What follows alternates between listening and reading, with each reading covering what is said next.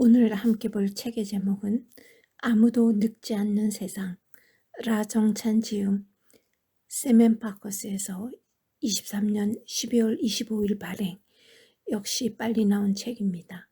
저자는 인간의 수명을 늘리는 생명과학 연구에 깊은 관심을 둔 수의학 박사로서 2000년 이후 성체 줄기세포 기술을 개발하고 실용화한 회사를 운영 중에 있습니다.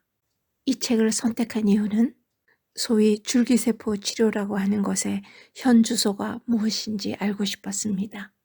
이 책은 전체적으로 치료 사례에 대한 이야기가 가장 많습니다. 그러나 저는 제가 얻은 정보를 중심으로 여러분께 전달하겠습니다. 줄기세포에는 배아줄기세포도 있습니다. 성체줄기세포와 배아줄기세포는 비슷한 것 같으면서도 아주 많이 다릅니다. 성체줄기세포는 인체의 거의 모든 장기나 조직에 있고 윤리적인 문제가 없는 세포입니다. 하지만 세포수가 적어 몸 밖으로 꺼내더라도 증식에 어려움이 있었습니다. 반면에 배아줄기세포는 한 개의 세포만으로 많은 세포로 증식시킬 수 있다는 장점이 있습니다. 배아줄기세포는 장차 아기로 태어날 생명체인 수정란, 즉 배아에서 뽑아낸 것입니다. 배아줄기세포를 뽑아내면 수정란은 죽기 때문에 윤리적인 문제가 있습니다. 그래서 배아줄기세포를 만들어서는 안 된다는 주장이 있는 것입니다. 우리나라가 10여 년 전에 줄기세포 때문에 많은 홍역을 치른 것도 이러한 이유 때문입니다. 2004년 세계 최초로 배아줄기세포 복제에 성공했다는 논문을 발표해서 황우석 교수는 난치병 치료계의 영웅이 되었습니다. 대한민국은 줄기세포 치료의 중심 국가로 주목받았습니다. 하지만 이듬해인 2005년 논문 결과가 조작되었음이 밝혀졌고 줄기세포 강국의 자존심은 그대로 추락했습니다. 그 이후 줄기세포 연구는 그렇게 사람들의 기억 속에서 사라졌습니다. 현재 임상 연구되는 줄기세포는 성체 줄기세포로서 골수, 지방, 피부 등에서 얻을 수 있고 유전자 변형의 가능성이 낮으며 윤리적 문제도 없습니다. 차세대 성장 동력이기도 한 이 분야에서 한국의 기술력은 이미 세계적인 수준입니다. 세계 줄기세포 치료제 임상 연구 동향을 살펴보면 한국이 50건 이상으로 많은 연구가 진행되었습니다.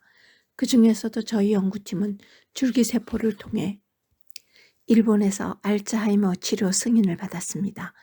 또한 세계 최초로 류머티즘 관절염, 자가면역성 난청 환자를 치료했습니다. 줄기세포 치료는 임상시험이 아주 활발하고 이미 의료기술로서는 실용화 단계에 들어섰습니다. 전 세계 13개국에서 최대 15만 회 이상의 체험이 이루어졌습니다. 의약품으로서 이제 막 허가를 눈앞에 두고 있습니다. 현재 심장질환, 뇌졸중, 하지허혈증, 크론병 등에서 괄목할 만한 연구 성과도 끌어냈습니다. 그 중에서 특히 주목받고 있는 분야가 퇴행성 관절염 치료입니다. 약물과 물리치료 그리고 인공관절 수술이 전부였던 환자들에게 또 다른 선택권과 수술이 아닌 주사치료의 가능성을 열어주고 있기 때문입니다. 성체줄기세포는 다양한 신경세포로 분화할 수 있는 신경줄기세포, 골수세포로 분화할 수 있는 조혈모세포, 뼈, 연골, 지방, 근육, 신경 등으로 분화할 수 있는 중간엽줄기세포, 간세포로 분화할 수 있는 간줄기세포 등을 포함합니다. 그 중에서도 중간엽줄기세포는 골세포뿐만 아니라 연골세포, 지방세포, 근육세포, 섬유세포, 신경세포 등 여러 가지 인체를 구성하는 세포들로 분화할 수 있는 능력이 있습니다. 중간엽줄기세포는 제대혈과 골수 등에 존재하지만 지방과 태반에는 골수보다 1000배나 많은 중간엽줄기세포가 있습니다. 이 책에 보면 줄기세포로 치료할 수 있는 질병들의 리스트가 나와 있는데요. 해당되지 않는 게 없네요. 저로서는 의문이 들지 않을 수 없습니다만 그냥 넘어가겠습니다. 현재 줄기세포 치료는 몇 가지 제약점이 있습니다. 첫 번째는 어쩔 수 없는 높은 제조 원가 때문에 가격이 비싸다는 점. 두 번째는 환자의 몸에서 뺀 줄기세포를 배양은 한국에서 하지만 그 주사는 주로 일본 등 해외 원정으로만 여러 차례 가서 맞아야 한다는 것입니다. 세 번째는 부자들의 전유물이라는 사회적 인식과 이에 대한 차가운 시선입니다. 네 번째는 우리나라가 줄기세포 배양만 허용하고 주사는 금지하고 있는 법적 규제 문제입니다. 그러므로 이 치료가 대중화되고 외국인들이 한국에 들어와서 치료를 받을 수 있게 하려면 이러한 제한점이 해결되어야 하는 난제가 남아 있습니다. 그러면 줄기세포가 손상된 몸을 치료하는 기전이 무엇인지 알아보겠습니다. 그 첫 번째가 항염증 작용입니다. 머리끝부터 발끝까지 체내 염증을 치료합니다. 두 번째 기전은 골수 기능의 정상화입니다. 골수란 무엇일까요?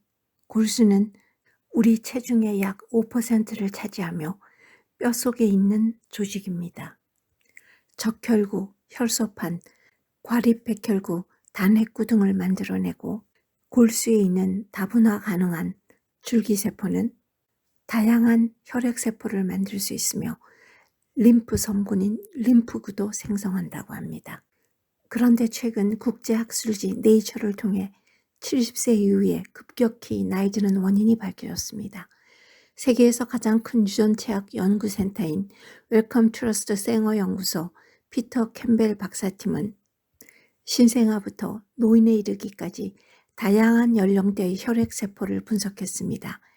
그랬더니 70세 무렵이면 혈액세포 구성에 치명적 변화가 일어나 줄기세포의 다양성이 급감했다고 합니다. 65세 미만 성인의 경우 골수에 2만 개에서 20만 개에 달하는 다채로운 유형의 줄기세포를 보유합니다. 그러나 65세 이상부터는 상황이 달라집니다. 겨우 10개에서 20개에 불과한 줄기세포에서 혈액세포가 절반이 생산될 뿐이었습니다. 이렇게 줄기세포의 종류가 급격히 감소하는 70세 이상이 되면 돌연변이로 빠르게 성장한 일부 줄기세포들이 혈액세포 생산에 지배적 역할을 하고 그로 인해 전체 혈액 구성을 좌우하게 됩니다. 따라서 사람의 평생 동안 세포 돌연변이가 꾸준히 축적되어 혈액 구성에 변화가 나타나고 70세 이후에 갑자기 몸이 허약해지는 것이죠. 줄기세포의 이러한 변화는 피부에서 뇌에 이르기까지 신체 전반에 걸쳐 일어납니다. 우리 몸의 줄기세포를 덜 손상되게 하려면 어떻게 해야 할까요? 몇 가지 연구 결과를 살펴보면 방법을 찾을 듯합니다. 첫째는 칼로리 제한입니다. 영양 결핍이 아닌 의미의 칼로리 제한 식이요법을 하면 나이가 들면서 증가하는 세포 노화 마커의 발현을 지연시키거나 심지어 없애기도 합니다. 또한 줄기세포 기능을 증진시키므로 노화를 늦출 수 있습니다. 칼로리 제한 식이요법은 늙은 쥐에서 조혈모 세포 기능을 유의적으로 개선시켜 백혈병 발생을 억제하는 것이 확인되었습니다. 동물 실험 결과 칼로리 제한 식이요법을 한 경우 수명이 50% 이상 늘었습니다. 두 번째는 이 책의 저자가 말하는 줄기세포의 보충 방법입니다.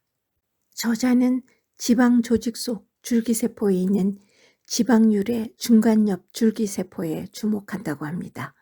왜냐하면 이 줄기세포는 항염증 작용이 매우 뛰어나다고 합니다. 결국 이 줄기세포의 배양 기술이 핵심인데 앞으로 안전하면서도 활성이 높은 줄기세포를 저렴하게 대량 배양하는 기술이 요구되고 있습니다. 그런데 최근에 아부다비로부터 날아온 소식은 매우 놀랍습니다. 아랍에미리트 수도인 아부다비 국민에게는 무상으로 줄기세포 치료를 받도록 하는 정책을 확정하고 준비에 착수했다고 합니다.